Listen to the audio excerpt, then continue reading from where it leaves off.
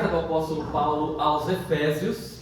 Nós já meditamos em todo o capítulo 1 por 7 encontros. Então, se a gente fosse juntar os 7 encontros que nós já fizemos no capítulo 1, não tem nada a ver com cabala, essas coisas, tá, gente? 7 por quê, né? Não tem nada a ver, porque 7 foi coincidência mesmo. E imagina, né? Já quase umas 6 horas falando só sobre o primeiro capítulo. Está lá disponível nas nossas plataformas, que é uma, YouTube. Mas é legal falar nossas plataformas. E a gente já viu que assim, o livro de Efésios ele tem 6 capítulos. Do capítulo 1 ao capítulo 3, ele fala sobre a história daquilo que Deus fez em Cristo. Do capítulo 4 ao capítulo 6, ele fala sobre como é que nós vivemos à luz do que Deus fez. Então, 3 capítulos falando sobre o que Deus fez, 3 capítulos falando sobre como que nós vivemos a partir disso. Nós estamos no capítulo 2, ou seja, ainda falando sobre aquilo que Deus fez. E eu quis trazer para vocês um resumo daquilo que eu entendo que nós aprendemos ao longo desse primeiro capítulo. E olha só, o resumo aí, quem participou de todos, ou da maioria, vai se identificar. A mensagem do Evangelho não é de uma religião que nos vigia para praticarmos certos comportamentos e evitarmos outros, a fim de que a divindade nos aceite. A história do Evangelho, antes de tudo, apresenta Deus como uma família. Podia estar escrito essa família com letra maiúscula, porque é o Pai, o Filho e o Espírito Santo. Essa família que nos entrega uma nova identidade, agora nós somos filhos, e inseridos nessa família, esse aqui é o último, fomos criados, amados, perdoados e adotados com um propósito eternamente estabelecido em Cristo, salvos pela pessoa e obra de Jesus Cristo, aquele que é o cabeça do universo, habitados e transformados pelo Espírito Santo, que ilumina a nossa consciência e nos dá poder para vivermos a vida de Deus como resposta ao seu amor. Então, isso é o resumo de 6 horas de fala aqui, e hoje nós vamos entrar agora no capítulo 2 da carta aos Efésios. E eu vou só ler os versículos 1, 2 e 3, tá? Hoje serão apenas 3 versículos desse capítulo, tá bom? E vamos conversar, quem já viu aí na internet, a gente vai conversar sobre do que é que Jesus veio nos salvar. Versículo 1. Vocês estavam mortos nas suas transgressões e nos seus pecados, nos quais costumavam viver quando seguiam os padrões deste mundo e o príncipe do ar, o espírito que agora atua nos filhos da desobediência. Antes todos nós vivíamos como eles, satisfazendo os desejos da nossa natureza pecaminosa, realizando as vontades e os pensamentos dela, e como os outros éramos merecedores da ira. Um texto pesado, né, gente? Vamos orar.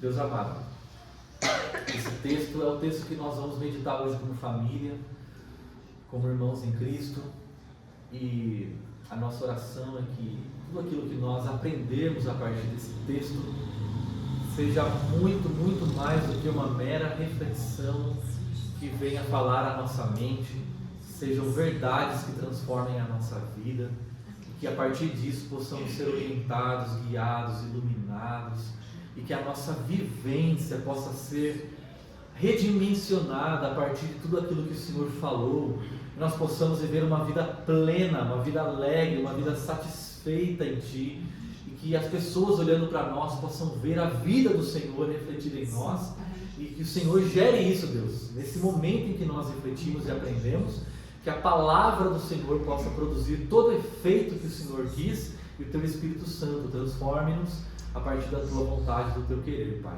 Age em nossos corações, nos dê comunhão, nos dê uma sinergia toda operante de acordo com aquilo que é a Tua vontade, para que nessa comunidade, essa comunidade de filhos amados, possamos contribuir com a edificação do outro, a fim de que todo o corpo possa crescer e crescendo nesse discipulado, nesse seguimento de Cristo, nós possamos aprender a ser como Ele é, como Jesus Cristo é, que as pessoas vejam a Tua face em nós. Nós oramos em nome de Cristo Jesus. Amém.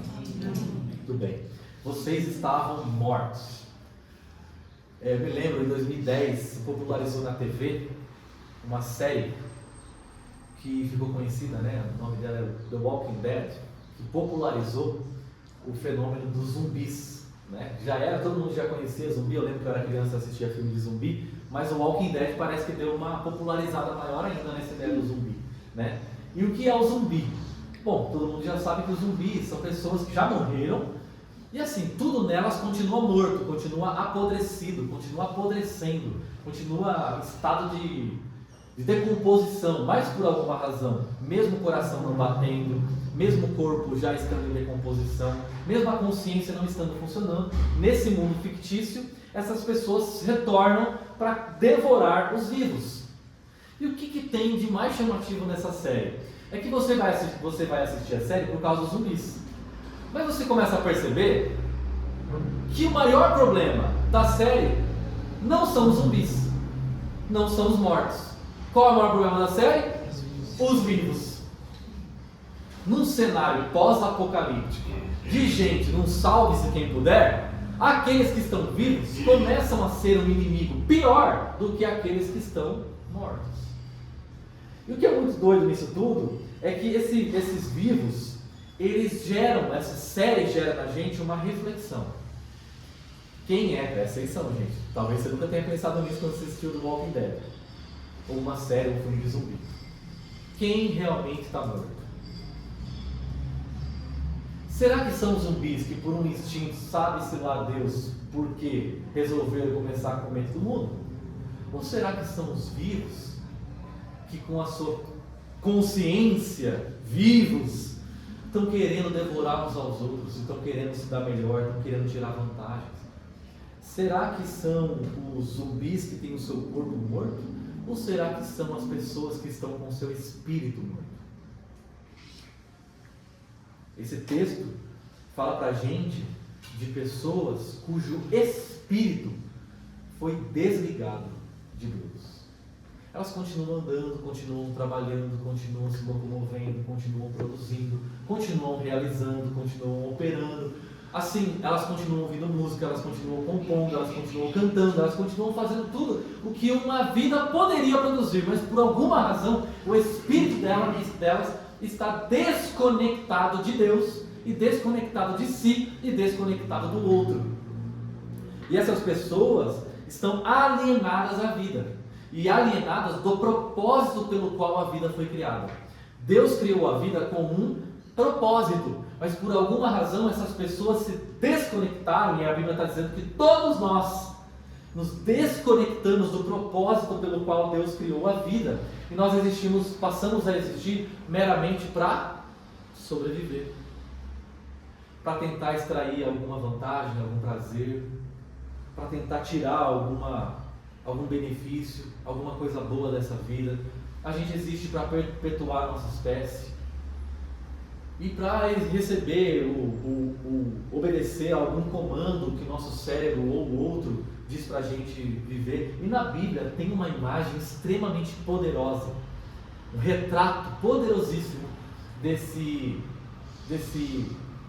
dessa morte que a gente está conversando. Está lá em Ezequiel capítulo 37.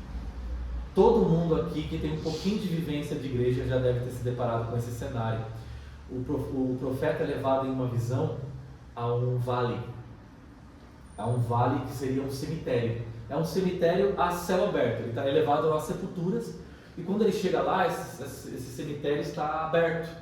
Ele não está coberto como a gente está acostumado a ver, mas ele está aberto. E ele não vê cadáver, ele não vê corpo, ele vê ossos.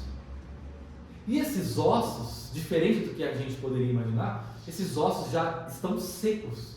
Ou seja, o fato deles estarem secos já diz para nós que a vida passou dali já faz muito tempo. E aí Deus fala com o profeta: será que esses ossos poderiam voltar à vida? Qual é a resposta óbvia? Não, impossível. Se um médico, diante de uma pessoa que acabou de falecer e nos instrumentos dele já tem, ele diz, não tem mais o que ser feito. Você imagina um cemitério cheio de ossos que já são secos. O profeta, ele dá a resposta, ele se esquiva da resposta, ele diz: tu sabes, Senhor. Aliás, se um dia Deus te fizer uma pergunta, já te dou a resposta, tá? Tu sabes, Senhor. Se Deus fizer uma pergunta, você fala: tu sabes, Senhor. Não vai querer inventar, hein? Eu fui na escola dominical. Não dá certo. Então, ele diz assim, Deus diz para o profeta: profetize, fale a esses ossos secos e diga: ossos secos, eu colocarei em vocês um espírito, eu devolverei a vocês a vida, eu colocarei sobre vocês tendões, eu conectarei vocês uns aos outros, eu colocarei por cima carne, e por cima da carne colocarei pele, e então derramarei sobre vocês o meu espírito, e vocês retornarão à vida. O profeta diz exatamente as palavras que Deus havia dito para ele dizer. E quando ele diz, ele começa a ouvir um barulho de chocalho, de osso batendo com osso, osso batendo com osso, se conectando, se religando, e de repente a carne e a pele, aquilo que agora há pouco era só um cemitério, é um monte de corpo, só que ele observa e não tem vida. E aí ele olha para Deus tipo assim: e aí o que eu faço? E Deus fala: profetiza, e diz: Espírito, venha dos quatro ventos do mundo e caia sobre esses corpos. E esses corpos, a partir do momento que ele profetiza, eles levantam, e a Bíblia diz que eles se tornam um exército. Olha que imagem poderosa daquilo que Deus faz. Eu acho isso tão poderoso, porque isso dá para nós duas perspectivas. Olha só o que Deus diz: Filho do homem, esses ossos são todos os israelitas. Quem era Israel? Povo de Deus. Ele está dizendo, de uma perspectiva, este é o povo vivo de Deus, da perspectiva terrena. Mas da perspectiva eterna, que é para onde Ezequiel foi convidado a ver, eles estão mortos. Quando Deus olha para eles, ele não vê vida, mas ele vê morte.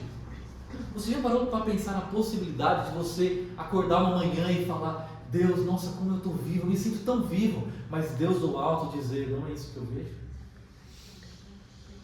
De você olhar para uma nação, de você olhar para um país, de você olhar para um povo e dizer: que povo vivo, que maravilha, mas Deus olhar do céu e ver um cemitério?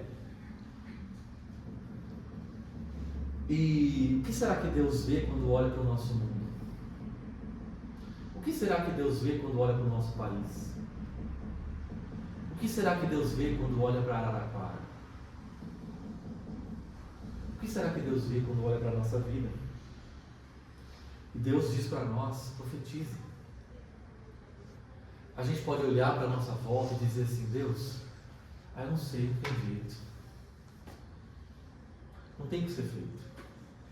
Eu olho para esse cenário, eu olho para as pessoas à minha volta, não dá. Mas Deus do alto diz uma palavra para nós: profetize.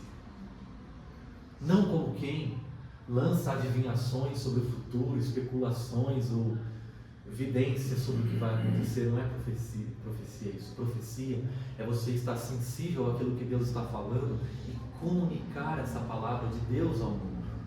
E você ser essa palavra de Deus ao mundo. E as pessoas verem e ouvirem a gente e receberem a vida, porque não há outra maneira de receber vida sem que a palavra de Deus seja proclamada. Se a palavra de Deus não for dita, é impossível que haja vida. É por isso que a gente conhece aquela passagem em que Lázaro, o amigo de Jesus, estava morto havia 4 dias. 4 dias. E todo mundo já dizia: não tem mais jeito, Senhor. E o que Jesus diz? Lázaro, vem para fora. E no instante seguinte, Lázaro se levanta. Não existe outra maneira das pessoas receberem a vida de Deus se não vier a palavra de Deus e chamá-las pelo seu nome. Já pensou que lindo, que maravilhoso, que poderoso que é Deus voltar para você e disser: João, vem para fora. Paulo, vem para fora. Maravilhoso é ouvir a Jara, vem para fora. No momento em que aquela vida, aquela pessoa que já não tinha mais vida, ela parece que é desperta de um sono e volta. Então esse anúncio ele é necessário para que o mundo zumbi que a gente vive possa receber a vida. E a palavra de Deus diz: anuncie identidade para aqueles que não sabem quem são. Anuncie família para aqueles que não pertencem a ninguém. Anuncie propósito para aqueles que não sabem para que existem. Anuncie consciência para aqueles que só pensam em si mesmos. Anuncie espírito para aqueles que estão sem vida espiritual. O apóstolo Paulo traz para a gente aqui nesse texto 3 forças que operam no mundo. E eu até falei para a Valéria, a mensagem hoje está um pouco negativa, porque Paulo ele se detém a descrever, e essa é a descrição mais vívida que a gente tem na Bíblia, do estado espiritual do mundo morto. Então não tem como eu pular e falar: gente, não vamos falar de morte não, pelo amor de Deus, bate na madeira, vamos falar de coisa boa. Porque o apóstolo Paulo dedica esses versos a falar exatamente sobre o estado de um mundo sem Deus, a condição de um mundo sem Deus. E a primeira coisa que ele traz para a gente é essa expressão: mundo, a era presente. Ele diz: vocês estavam mortos quando seguiam o curso deste mundo, o curso dessa era, o curso desse tempo em que nós vivemos. E a Bíblia, ela usa 2 expressões para falar sobre a era. Uma era que é a era presente, a outra era que é a era que há de vir. Então existem essas 2 eras. Uma é a era atual, outra é a era por vir, é a era do reino de Deus. Essa era atual está em total oposição à era do reino de Deus, à era do Filho de Deus, à era do reino de Deus. Então, ou você se encontra localizado espiritualmente na era presente, ou você se encontra localizado espiritualmente na era que há de vir, na era de Jesus Cristo, e na era por vir. E Paulo ele foca nesta era, porque essa era ela tem um caráter. Qual é o caráter da era em que nós vivemos? Ele é mau, perverso, injusto, corrompido. Quando a Bíblia fala assim, o curso deste mundo, eu lembro que quando eu era bem mais novo, eu memorizei o versículo 1 até o versículo 10. E eu ficava o dia inteiro repetindo essas palavras, pensando elas comigo, não só até o 3, mas até o 10. E eu me lembro que a versão que eu memorizei naquela época dizia assim: aqueles que seguiam o curso deste mundo. E quando eu penso em curso, eu penso numa correnteza, num rio poderoso, num rio forte, num rio bravo, um rio que arrasta, um rio que leva, um rio que toma e carrega pessoas, um rio que conduz. E se você não está com os seus pés firmes sobre uma rocha que é mais alta que esse rio te leva embora. E sem que você perceba, você é arrastado por ele. E ele traz consigo o que nós conhecemos como pecado. Não só pecados físicos, como por exemplo bebedeira, gula, imoralidade sexual, mas pecados da alma, teimosia, rebeldia, orgulho, vaidade. Não vaidade de cuidado, mas vaidade de ser uma pessoa arrogante, presunçosa, prepotente, pensar apenas em si mesmo. E a Bíblia diz que essa era tem uma característica: ela vai ter fim. E todos os que estão nela também. É como se essa era fosse um avião em queda livre. E eu me lembro sempre daquele avião que há pouco tempo caiu, acho que foi esse ano, em Vinhedo. Ficou conhecido aquele avião que ele foi caindo, rodando. Foi uma cena pesada, porque a gente costuma ver aviões caindo longe, ele caiu no meio da cidade, e ele foi rodando. E eu estava ouvindo uma entrevista esses dias, que um especialista, acho que um dos maiores especialistas do Brasil em aeronáutica, disse que o que aconteceu ali foi pelo período de mais ou menos 3 minutos. Todos sabiam que iriam morrer, mas eles ainda estavam vivos. A Bíblia diz que esta era é um avião em queda livre. Você sabe que você já era. Eu imagino o que é que passa na cabeça daquelas pessoas quando elas se dão conta que elas estão em um avião que vai cair. Qual é o desespero? no momento em que elas se apercebem que elas compraram uma passagem de um avião que caiu, que vai cair. Talvez quando elas estavam entrando no avião elas estavam dando risadas, talvez quando elas estavam voando elas estavam dando risadas, estava tudo bem, mas em um determinado momento elas entenderam que a vida delas já era, acabou, e elas compraram a passagem de um avião que já tinha fim. E a Bíblia fala, que o Paulo fala, que este mundo também tem como característica o fato dele estar sob a ira de Deus. Porque se Deus é bom, necessariamente Ele tem que se irar contra aquilo que é mal. E quando Ele olha para esse mundo e tudo que Ele é capaz de fazer com o ser humano, Deus se ira contra esta era presente. Deus se revolta contra essa era presente, que é caracterizada por todo tipo de ansiedade pelas riquezas, ansiedade, ambição, desejo pelo sucesso, pela prosperidade, pelo poder individual. Eu li um livro esses tempos que dizia o seguinte sobre essa era: o ponto principal dessa era é sufocar a palavra, a obra da palavra de Deus. O espírito da era é hostil ao Evangelho. Quando o Evangelho é pregado para essa era, a tendência é a rejeição, é a hostilização, é a perseguição, é a aversão e é o ódio. Eles não querem, essa era não quer rejeitar a ideia de Deus. Ela quer Deus, só que ela não quer a vontade de Deus, ela não quer o propósito de Deus. Ela quer Deus para servir aos seus próprios caprichos, mas ela não quer submeter-se à vontade e à palavra de Deus. Os valores dessa era são valores contrários aos princípios da palavra de Deus, porque só pensam no bem-estar individual, no sucesso pessoal, no prazer individual. É como se a palavra, Jesus já disse essa expressão, uma semente que é lançada num solo que é infrutífero, que é sufocada, que sufoca essa palavra e que incapacita essa palavra de produzir os seus frutos. Então Jesus disse que quando a palavra de Deus é pregada nesta era, de quatro pessoas, uma apenas frutifica e aceita. 75% rejeita. Ou é sufocada, ou é roubada, ou é frutífera, mas não produz o objetivo que Deus tinha para com ela quando a pregou.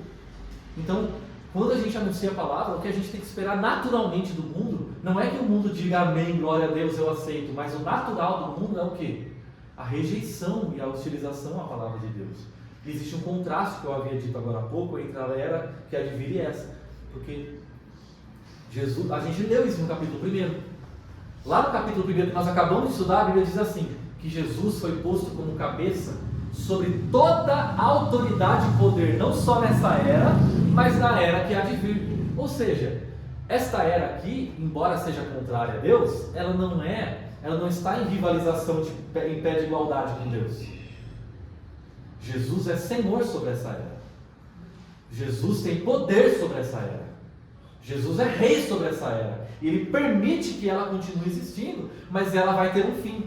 E haverá uma outra era, que é a era de Cristo, que é a era vindoura ou por vir, que essa sim não terá fim, que terá início quando Jesus Cristo voltar. E essa era já está em atuação no mundo.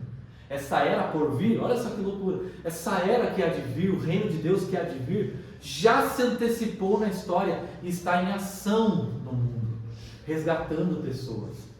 Por isso que a igreja é essa comunidade de pessoas que pertenciam à era presente e foram transportadas para a era que há de vir.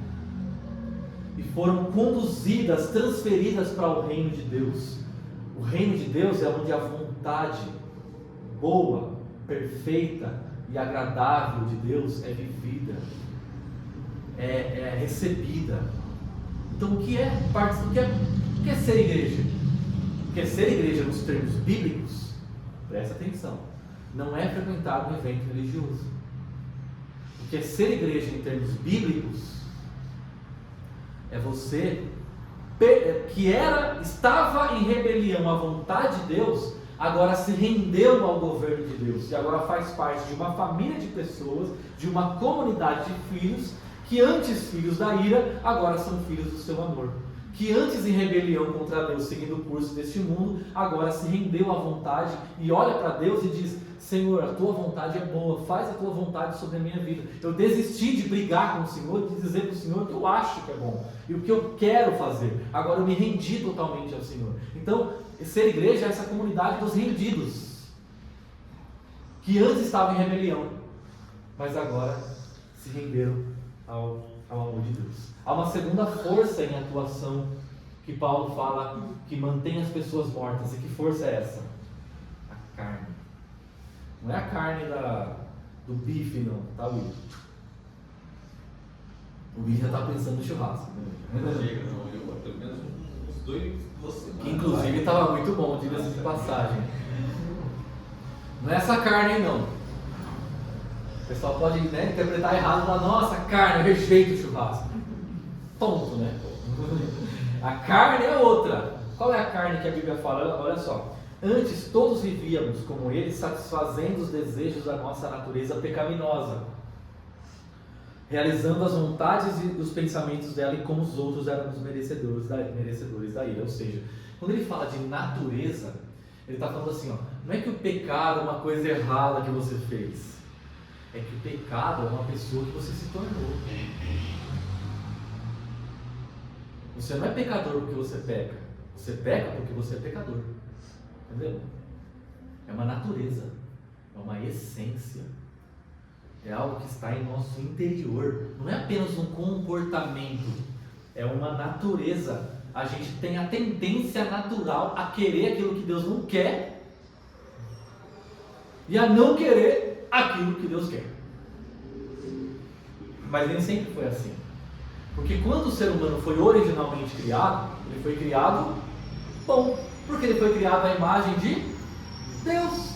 E quando Deus fez o ser humano, ele fez o ser humano à sua imagem como um ser livre, um ser puro, um ser bom e um ser dotado de capacidade de escolha, que a gente chama de livre-arbítrio.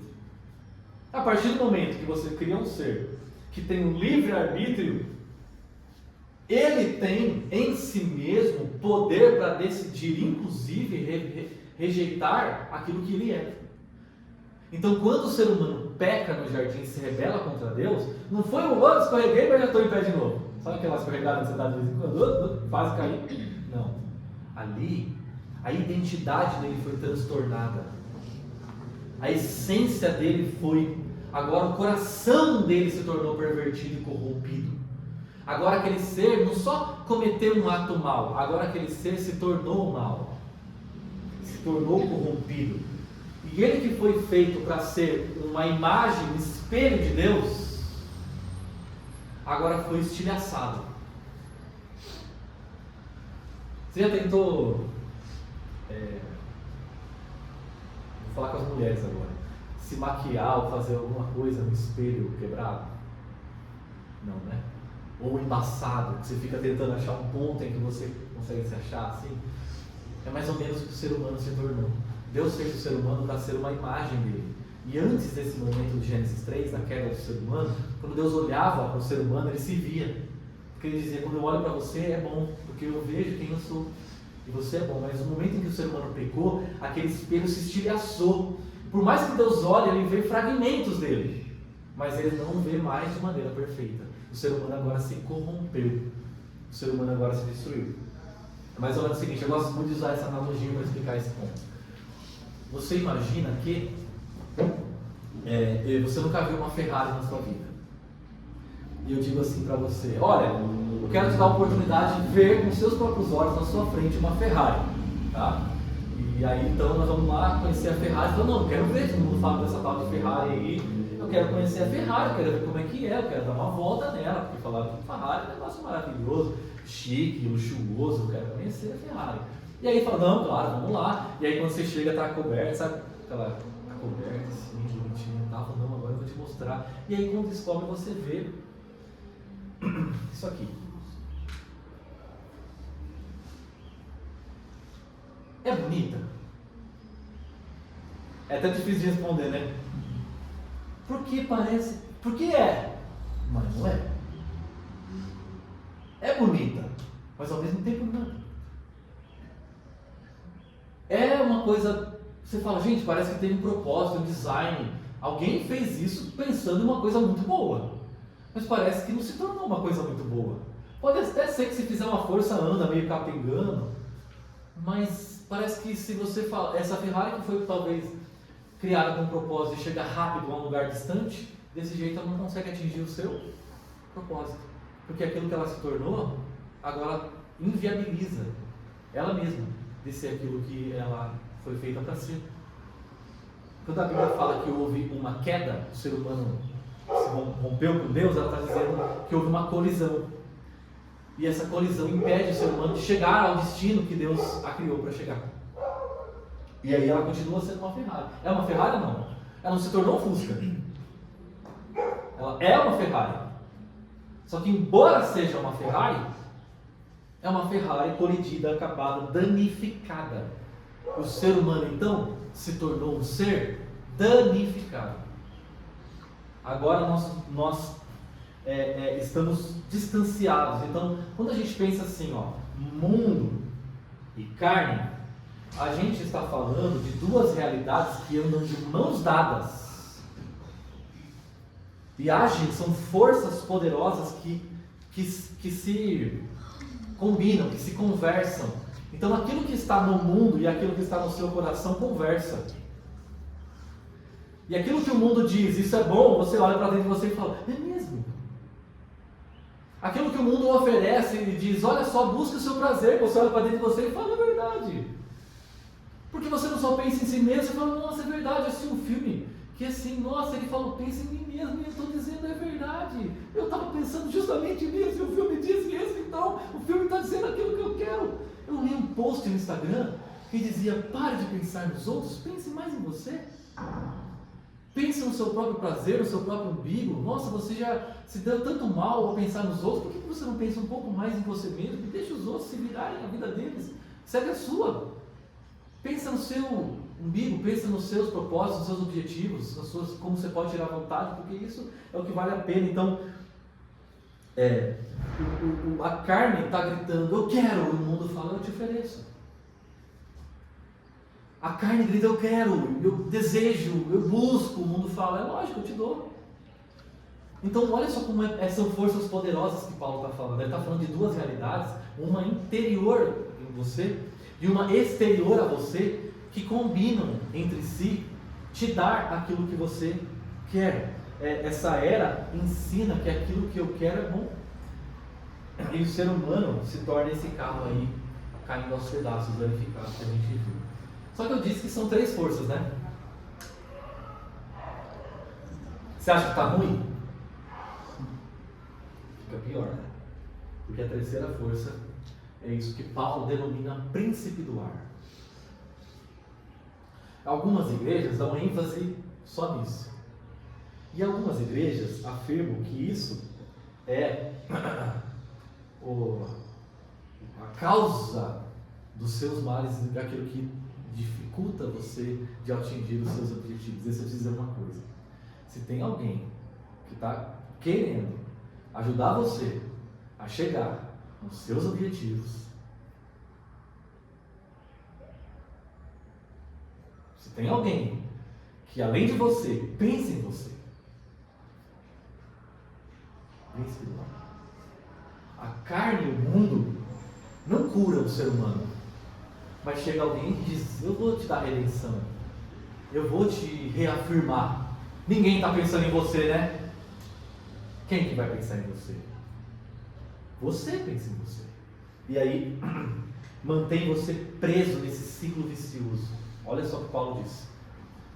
Quando vocês seguiam o curso deste mundo, e vocês seguiam o príncipe do ar, o espírito que agora atua nos filhos da desobediência.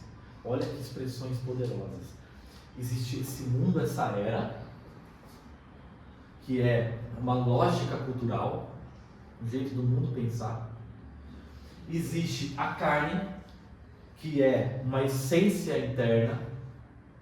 Existe Satanás, o príncipe do ar, que é essa agência pessoal. Então o que ele está dizendo aqui, você segue este mundo, mas sem que você se dê conta, você não está seguindo só este mundo. Existe alguém, existe uma agência pessoal, uma força sobre-humana que age no mundo, e que quando você segue o mundo, você não está seguindo apenas o mundo, você está servindo a alguém que opera no mundo para fazer com que o mundo seja o que ele é. Fez sentido? Então o mal, ele não é só humano. O mal, ele é também espiritual.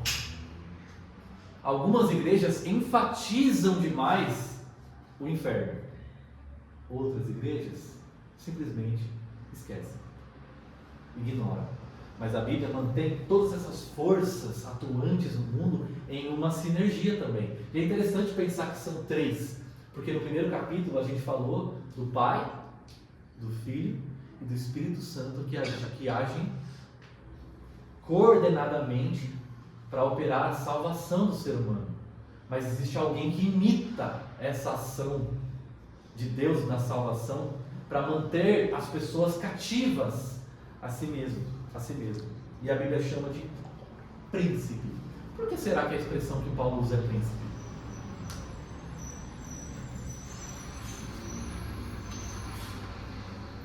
Tanto nome para usar, por que príncipe? Ele tem certo poder, mas não como um rei. Não todo isso, perfeito. Porque existem algumas religiões que acreditam que o mal está em pé de igualdade com Deus e o bem. Então existe o bem e o mal, e o bem e o mal estão ali, lutando e colocando todas as suas forças para ver quem vence. Mas na Bíblia não é assim que funciona.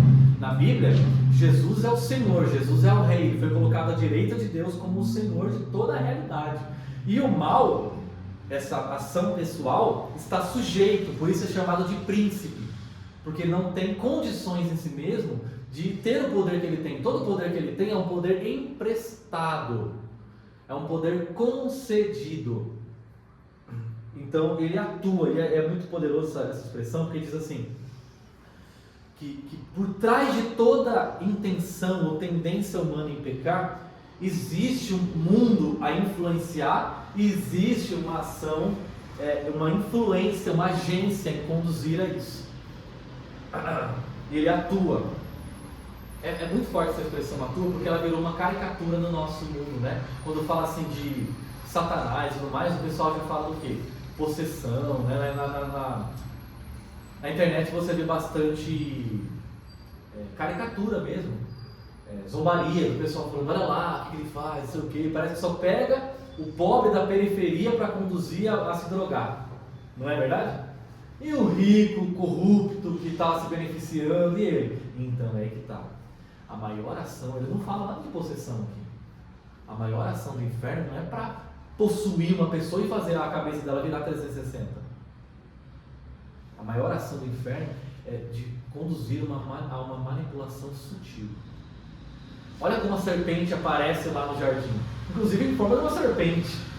Não aparece em forma de um ser grande de chifre e fala assim, vai lá, desobedece. Não, é um ser natural, é uma maneira natural, simples, singela, aparece ali, começa a ter uma conversa com um ser ingênuo. Fala assim, a cobra, não para pensar, a cobra está falando. Simplesmente começa a conversar. A gente olha assim, você está doida, mulher? Mas, né, está conversando com a cobra ali. Natural. Como você veio parar nesse estado que você está hoje? Não sei, eu só sei que foi acontecendo. Como? Naturalmente. Como é que eu e a galera, a gente já fez umas viagens para o Nordeste, assim, para regiões. E você olha, a gente lembra de ter visto uma mulher acamada, não sei quantos anos. E as pessoas agiam como se fosse normal ter aquela mulher em depressão, abandonada, acamada. Aí você olha e fala assim, peraí gente, ninguém se assusta mais ao ver isso, porque a gente que veio de fora se assusta. As pessoas, que sempre foi assim? Como é que essa família se tornou desse jeito? Não sei, parece que foi natural, a gente foi deixando acontecer e naturalmente se conduziu a esse estágio. Como é que o Brasil se tornou o país que ele se tornou? Não sei, gente, porque quando uma pessoa vem de fora, realmente ela diz que é feio, mas a gente que cresceu com esse mundo assim, é tão natural pra gente. Ver político, presidente, ser preso, ser solto, depois é preso de novo, e depois é acusado, depois vem o juiz que também é corrupto e acusa, você fala assim, mas a gente é normal, a gente cresceu com essas coisas. A gente foi naturalmente sendo conduzido. Mas será que foi natural ou será que foi sutil apenas? O C.S. Lewis diz que uma das grandes obras do inferno na vida da modernidade foi convencer o mundo de que ele não existe.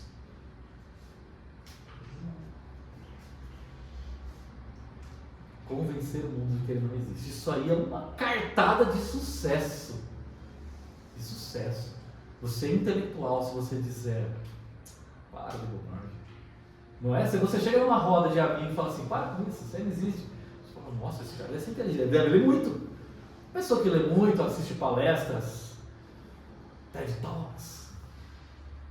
Pessoa culta. Ele quer fazer você acreditar em algo ilusório. Eu estava vendo esses tempos ilusionismo.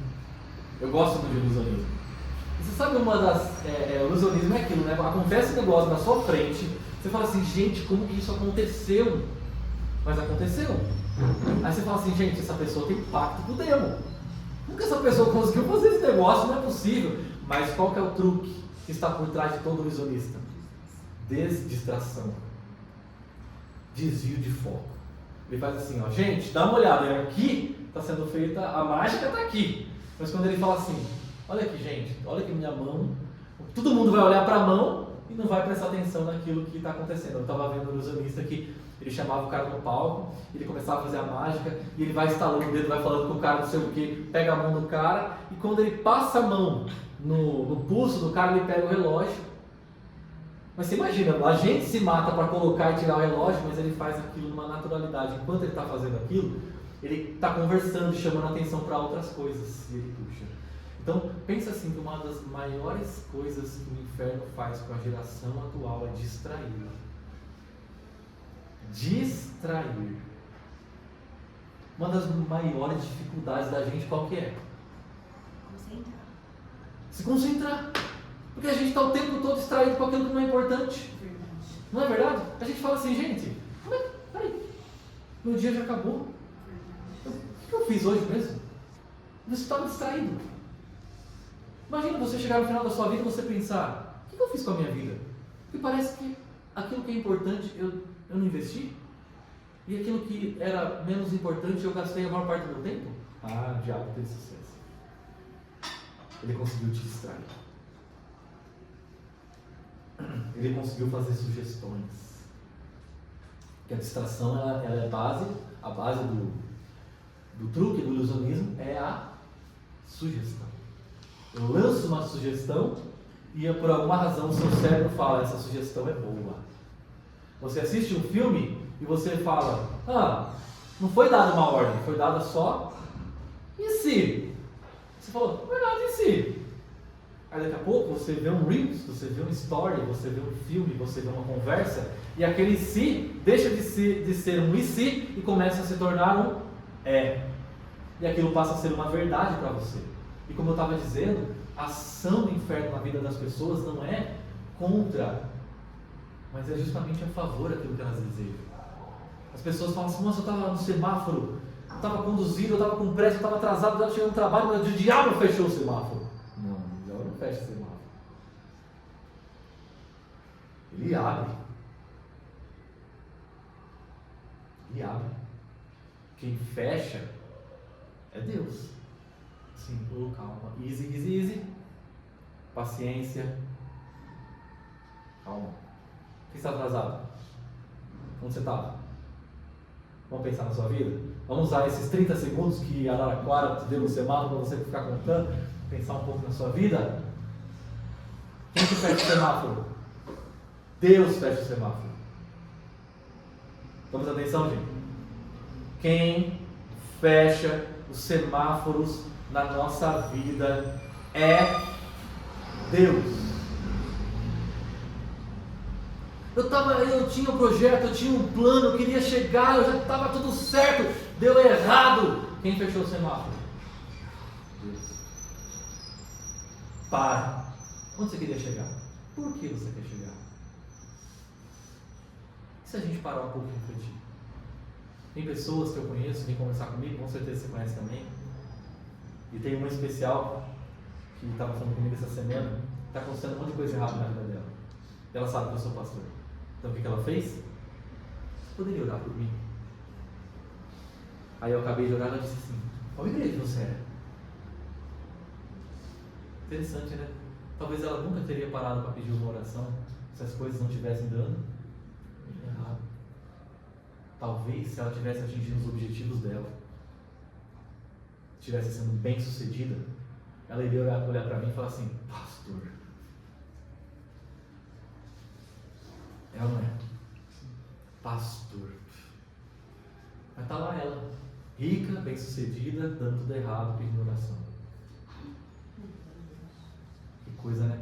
Às vezes Deus fecha no semáforo, mas tem gente querendo abrir. Quem que leva Jesus para o deserto? O Espírito Santo. Quem quer tirar Jesus do deserto? Jesus está fazendo jejum. Quem quer dar pão?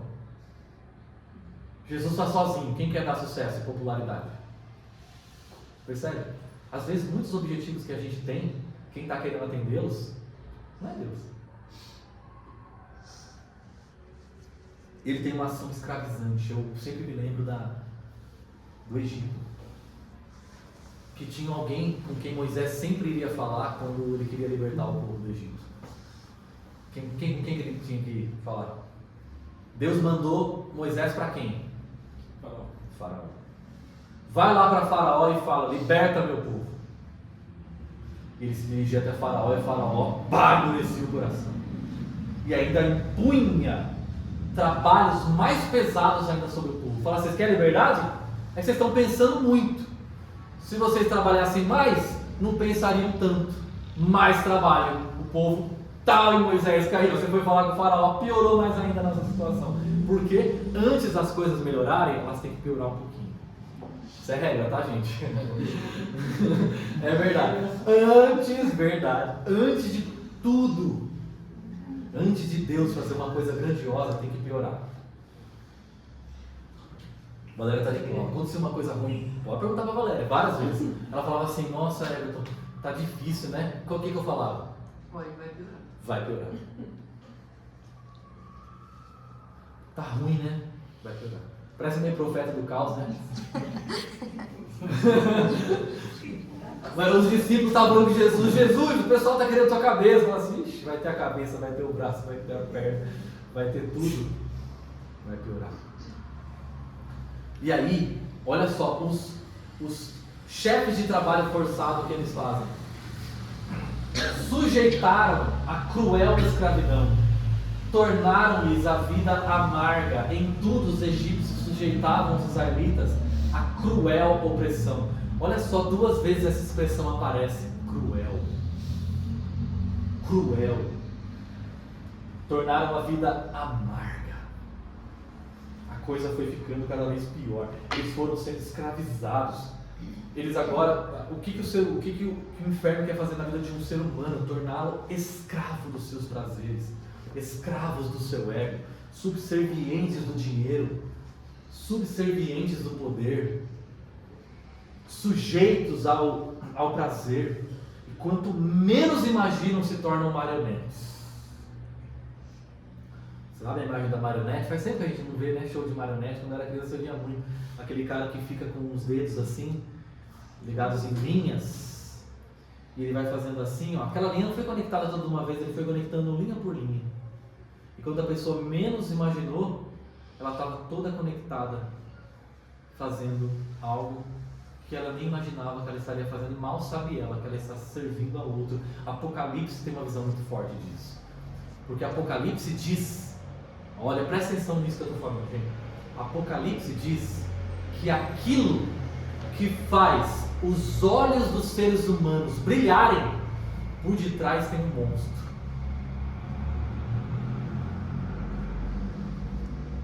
Por detrás tem um monstro. Só que esse monstro está atrás das cortinas. Aquilo que está seduzindo a maior parte das pessoas nessa era, impelidas pelo seu ego, pela sua natureza pecaminosa, por detrás das cortinas tem um monstro. Quando a Bíblia começa a descrever aqueles seres, aquelas bestas, uma besta que emerge do mar, uma besta que emerge da terra, começa a descrever os seres que nós lemos falando assim, gente, que coisa horrível! Então o que Apocalipse está dizendo? É isso que você está servindo quando você busca o que você está buscando.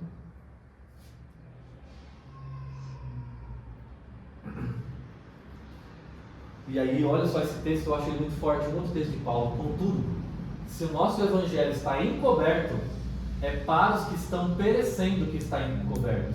O Deus dessa era, olha que poderoso. O Deus dessa era, o que ele fez? Cegou o entendimento dos descrentes, para que não vejam a luz do evangelho da glória de Deus, que é a imagem de Deus. Qual que é uma das ações, além de escravizar?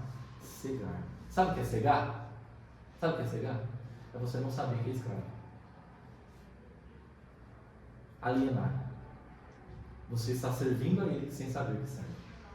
Você não percebe a sua condição. Uma das piores coisas na vida do ser humano, embora a escravidão seja horrível, é não saber que é escravo. Lembra daquele avião que eu descrevi? Enquanto as pessoas estavam no avião, elas não sabiam que ele ia cair. Mas elas já estavam no avião, embarcadas. E elas não se dão conta que aquele avião vai cair. É as pessoas estarem no avião que está em queda livre. É você acreditar que é livre, mas você é escravo. É você acreditar que é verdadeiro, mas viver uma mentira. É você acreditar que é bom, mas na verdade não conhece a Cristo. É a luz do Evangelho brilhar. A luz brilha, mas seus olhos estão fechados. Você está cego, você não recebe a luz, você está vendado. E essa venda foi posta pelo Deus dessa era, que impede as pessoas de verem a salvação de Cristo. Para encerrar, a boa notícia é essa. Jesus Cristo se entregou pelos nossos pecados, a fim de quê? A fim de nos resgatar desta era má, segundo a vontade do nosso Deus e Pai, a quem seja a glória pelos séculos dos séculos. Amém. Se você pudesse parar aos pés da cruz e dizer, Senhor Jesus, por que o Senhor está se entregando? Por que o Senhor deixou sua glória, veio a esse mundo e passou por todo esse sofrimento e agora está na cruz? A resposta dele seria, para resgatar os filhos do meu Pai desta era má e corrompida. Esse é o texto, Colossenses 1:3. Ele nos resgatou do domínio das trevas e nos transportou para o reino do seu Filho amado. Ele não apenas nos tirou, mas também nos transportou e nos colocou debaixo do seu reino. Essa é a ação poderosa de Jesus Cristo. Ele nos tirou de debaixo do faraó deste mundo e nos trouxe para o seu reino de amor. Ele nos tirou do Egito espiritual que nós estávamos e nos trouxe para o reino do seu Filho amado. Último texto. Pois a graça de Deus se manifestou salvadora a quem? Todos os homens. Se manifestou a todos. E ela ensina-nos a renunciar à impiedade, aos desejos mundanos. Por isso que eu estou falando todos. Estou falando todos, porque todos podem ouvir, mas nem todos aceitam. A todos o Evangelho, a luz do Evangelho pode brilhar, mas nem todos, alguns estão com a sua mente obtusa, fechada. Ela nos instrui a quê? Renunciar à impiedade, aos desejos mundanos e a viver como? De maneira sensata, justa e piedosa. Quando que a gente vai viver de maneira sensata, justa e piedosa? Nesta era presente. Qual é o objetivo de Deus? Não é derramar uma graça sobre a nossa vida para falar para você assim, agora vai, vive do jeito que você quiser. Mas se você viver do jeito que seu coração quer, você vai continuar obedecendo ao curso deste mundo, dessa era. Mas não, a graça age em nossas vidas para que a gente possa ser resgatado dessa era, mas viver no meio dela de maneira sensata, lúcida, justa, coerente, não corrompida, piedosa, obedecendo e ouvindo a voz de Deus. Então Jesus Cristo nos trouxe para o reino do seu Filho amado e colocou em nós o seu Espírito e nos tirou das garras do faraó desse mundo. Essa é a ação de Jesus Cristo em nossas vidas. Agora, embora a natureza pecaminosa esteja em nós, Ele colocou em nós o seu Espírito. Embora nós estejamos nessa era presente, a gente já participa do reino de Deus. E embora a gente viva numa era em que o faraó deste mundo está atuando, nós não o servimos mais, nós servimos a Jesus Cristo, o verdadeiro Senhor da história. Um dia ele vai voltar, essa certeza a gente tem. E quando ele voltar, esta era vai ter fim. Mas o reino ao qual nós pertencemos não vai ter fim. Então, para que nós estamos aqui hoje, nesse domingo de manhã?